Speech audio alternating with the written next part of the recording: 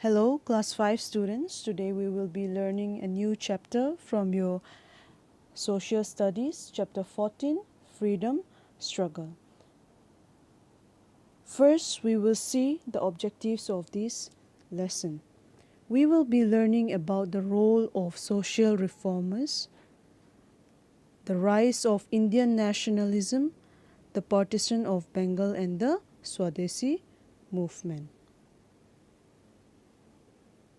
Next, let us see the introduction of this chapter.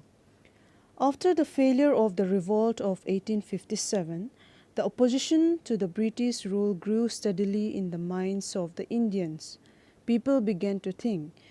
We have already learned about the revolt of 1857 in your second term. So, after this failure of the revolt of 1857, the people of the Indians, they started thinking. Number one question is, why they had become slaves? Number two, what were their weaknesses? And number three is how their shortcomings could be removed.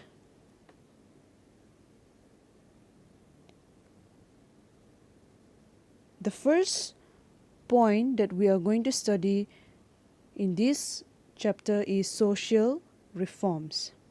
Before the revolt of 1857, some educated Indians had realized that there were several social evils in the Indian society. So let us see what were the social evils that were practiced in the Indian society. Number one is caste system. Now, caste system is a social structure that divides into higher caste and lower caste. Number two, killing of female babies. Number three, sati. Sati is an act of a widow burning herself to death on the funeral of her husband.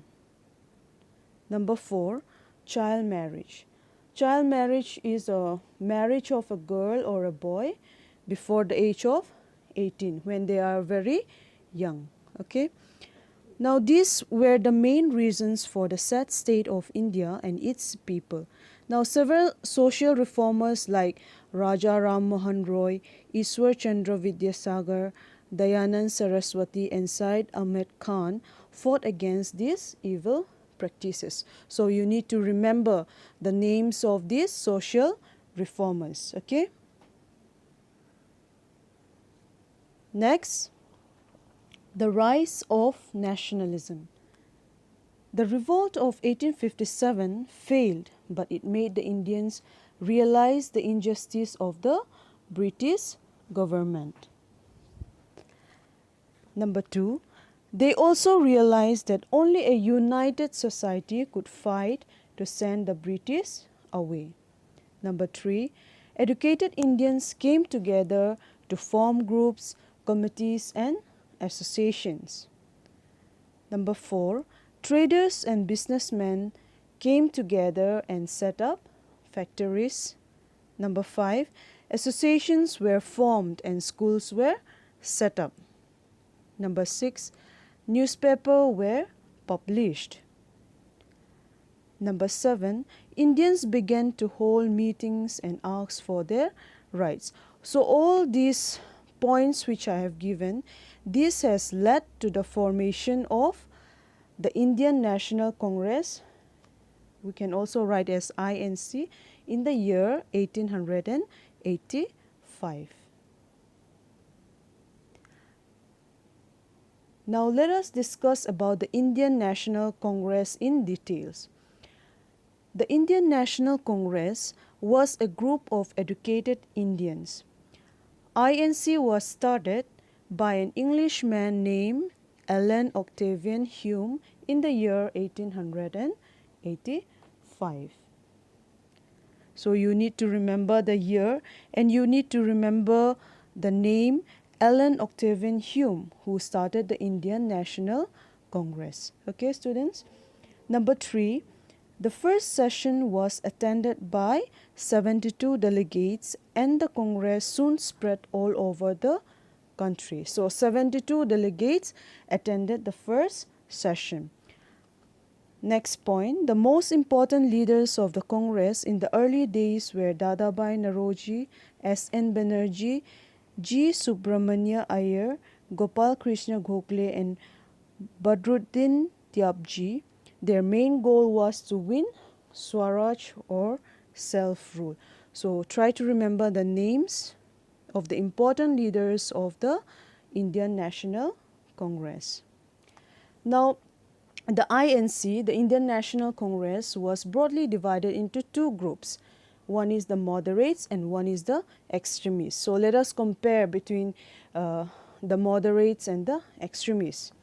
Moderates were those who aimed to solve problems with discussions, meetings, and with repeated requests. They believe in the British sense of justice. So these were those people known as the moderates. Let us see the extremists now. Extremists were those who did not approve the British approach, which ignored the Indian issues. Now, who were the members of the moderates? Let us see. Dadabhai Naoroji, Surendranath Banerjee, and Badruddin Tyabji believe in the moderate approach. And in the extremists, Lala Lajpat Rai, Bal Gangadhar Tilak, and Bipin Chandra Pal were the leaders of extremists.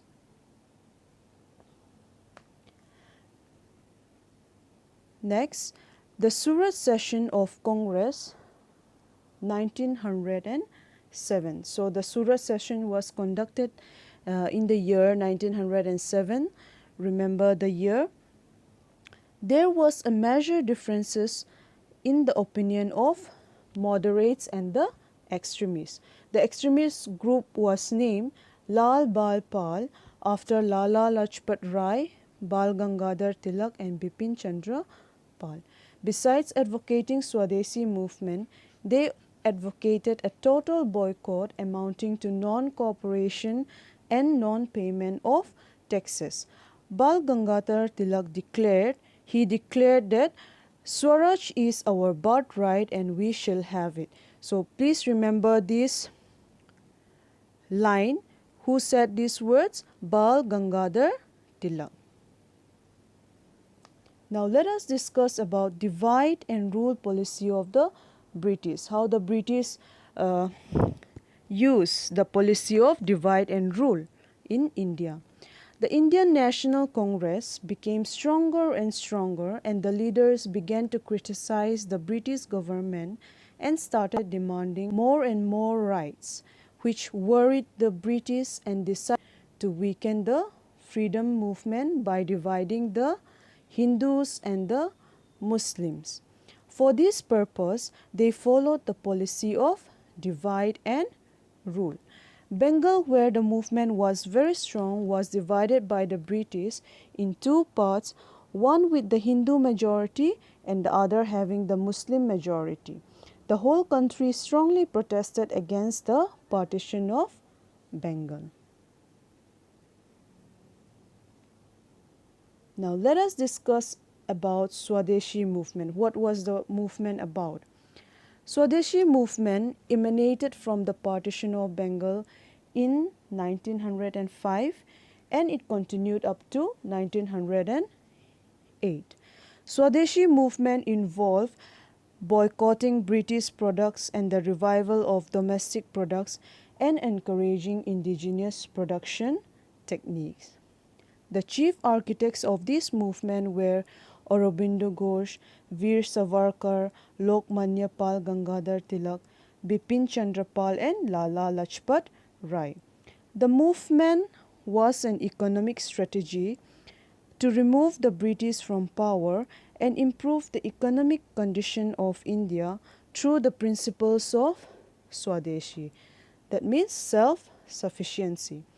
The British could not suppress this movement. They had to abolish the partition of Bengal.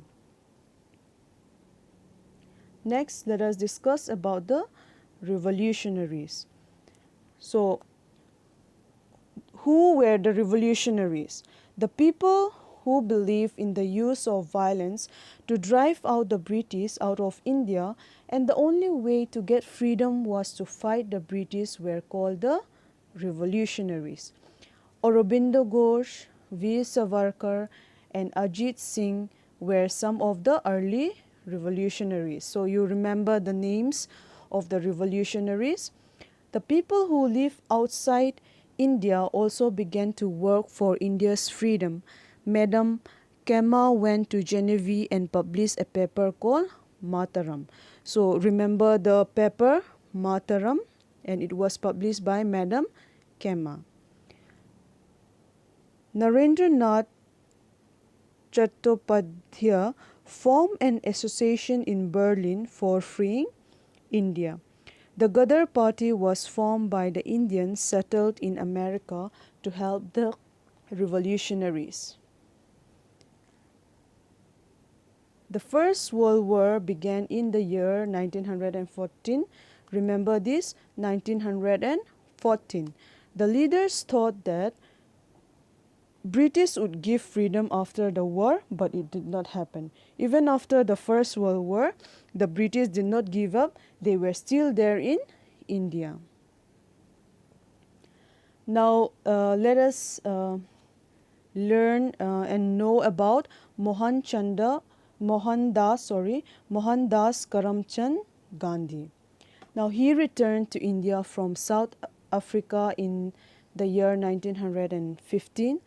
Gandhiji used satyagraha as a weapon against the racist policies of white rulers in South Africa. So Gandhiji was in South Africa. He used the policy of satyagraha to fight against the policies of the white rulers. It was based on truth and non-violences.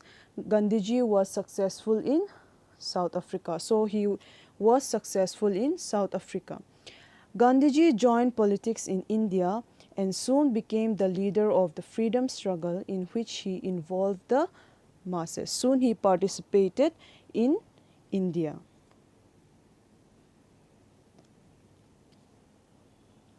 Students, I believe you have all understood the freedom struggle of various leaders, the social reformers, how the Indian National Congress were formed, the revolutionaries, Swadeshi Movement, and the divide and rule policy of the British. Thank you, everyone.